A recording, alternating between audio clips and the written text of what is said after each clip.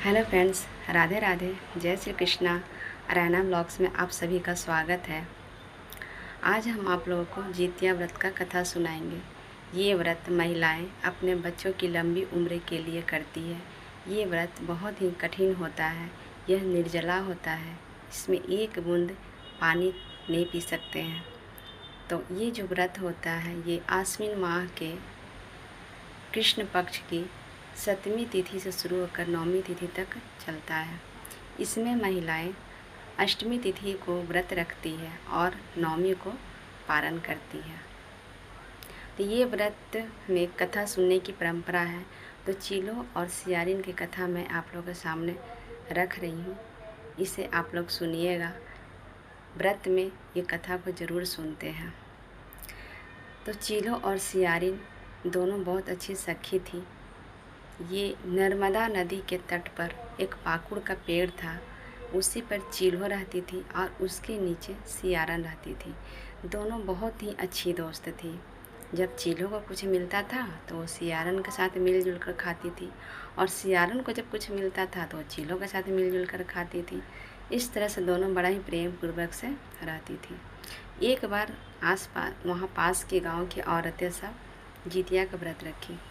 उन लोगों को देख करके चीलो और सियारिन के मन में भी आया कि चलो हम लोग भी जितिया का व्रत रखते हैं। तो ये लोग दोनों भी, चीलो और सियारिन, जितिया का व्रत रखी। अब ये तो व्रत होता है बहुत कठिन। जब रात हुआ तो बहुत कस के आंधी, पानी, तूफान सब आ गया। तो क्या हुआ कि उसी नगर का एक धनी सेठ का रहता है तो उसका मृत्यु हो जाता है। जब आधी रात हुआ तो बहुत कस के उसी रात आंधी, पानी, तूफान आ गया। अब बेचारी चीलो जो थी वो तो भगवान का नाम लेकर अपना आराम से गाछ पर, पेड़ पर बैठी हुई थी और इधर सियारन को तो बहुत कस के भूख लगा था। उसी समय उसी नगर का एक धनी सेठ का निधन हो गया। अब जब उसका निधन हो गया तो उसकी लाश को देखकर सियारन से रहा नहीं गया। उसको वो घसीट कर ले आई और उसके मांस और हड्डियाँ चबाने लगी। जब हड्डियों को चबाने लगी तब चील बोल रही है, सखी ये कटकट की आवाज़ कहाँ से आ रही है? तो सियारन बोली, कुछ नहीं सखी, इतना जो कस के आंधी पानी हुआ है ना, इसी के वजह से मुझे ठंड लग रही थी तो वही मेरे दांत कटकटा रहे थे। तो चीलो बोली, ठीक है, कोई बात नहीं सखी, अब आराम करो और सो जाओ। आधी रात तो गुजर ही चुका है, आधी रात भी भगवान का नाम लेकर के कट जाएगा। और चीलो आराम से वो आराम करने लगी पेड़ पर और सियारिन खाने लगी, हड्डी को चबाने लगी। जब सुबह हुआ तो चीलो नियम से पारण की, दूध से वो पारण की, अपने व्रत का अच्छे से पालन की। और सियारन का तो व्रत रात में ही भंग हो चुका था। तो इस तरह से इन लोगों का जितिया का व्रत संपूर्ण हुआ। चीलो का बहुत अच्छे से संपूर्ण हुआ, लेकिन सियारन का तो व्रत रात में ही भंग हो गया। फिर कुछ समय बीता, दोनों का उम्र बढ़ते गया। दोनों की मृत्यु हो जाती है एक दिन। जब दोनों का मृत्यु हो जाता है तो दोनों एक ब्राह्मण के घर बहन बनकर जन्म लेती है। तो जो चीलो रहती है वो बड़ी बेटी बनती है ब्राह्मण की और सियारन ब्राह्मण की छोटी बेटी बनती है।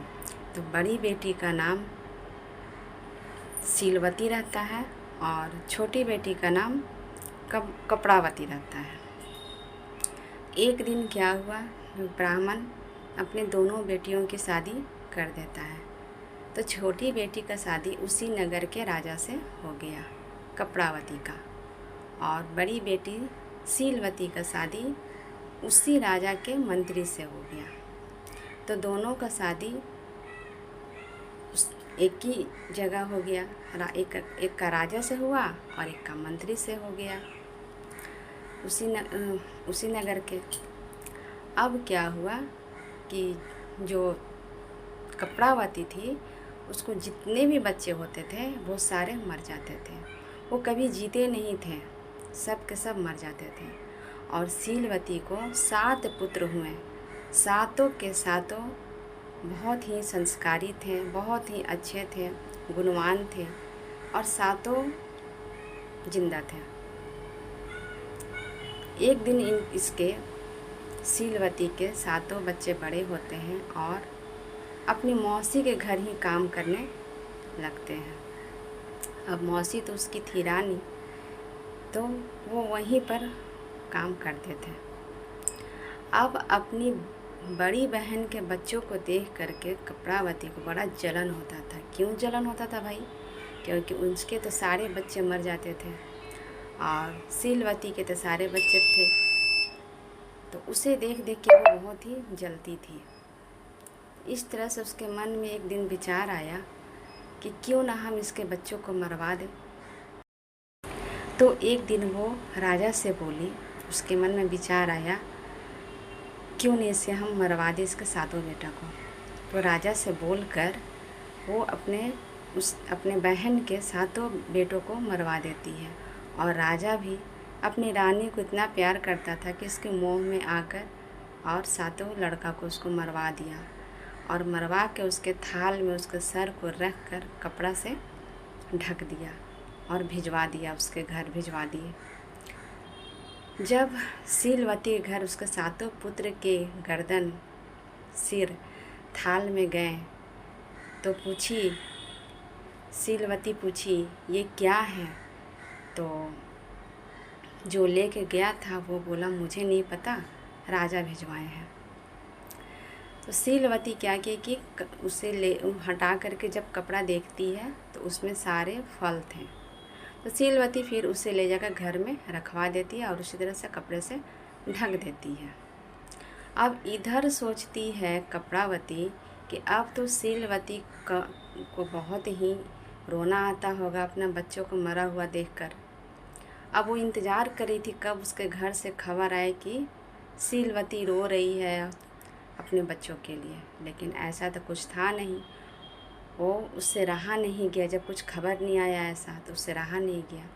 वो गई शीलवती के घर गई, जा कर के देख रही है कि ये तो शीलवती तो अपना काम कर रही है घर का आराम से। तो उसकी नज़र पड़ी उस थाली पर जिसको भिजवाई थी ढक करके उसके बच्चों के सर को। जब वो जा कर के देखती है उस कपड़े को हटाकर कि अरे इसमें तो फल है, हम तो इसके बच्चों का सिर भिजवाए थे। जैसे ही पीछे मुड़ती है संयोगवश उसके सातों बच्चे आ रहे थे। अब उन बच्चों को देख करके वो बेहोश हो गई कपड़ावती।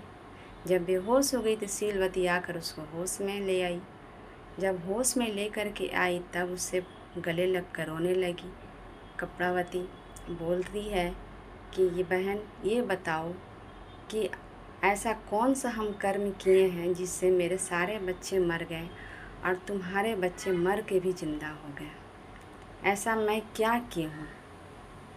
तब बोली शीलवती, तब जितवाहन देव की कृपा से उनके आशीर्वाद से शीलवती को सब कुछ याद आ गया और बोली बहन हम लोग पिछले जन्म में एक बहुत ही अच्छी सखी थे। तुम थी सियारन और मैं थी चील। हम लोग जितिया का व्रत रखे थे जिसमें तुम्हारा व्रत टूट गया था। तुम रात में ही अपने व्रत को भंग कर दी थी और मैं व्रत का अच्छे से पालन करके उसका अच्छे से उस व्रत को हम पूरा किए थे। विधि पूर्वक व्रत को करके उसका पालन भी किए थे विधि पूर्वक, जिस वजह से तुम्हारे सारे बच्चे मर गए और मेरे सारे बच्चे जीवित हैं। तो फिर बोली ये कपड़ावती बोली कि बहन अब क्या करे, कुछ तुम ही बताओ। तो उस पर शीलवती बोली बहन चिंता ना करो, एक काम करो तुम फिर से जितवाहन देवता का पूजा करो तो सब कुछ ठीक हो जाएगा।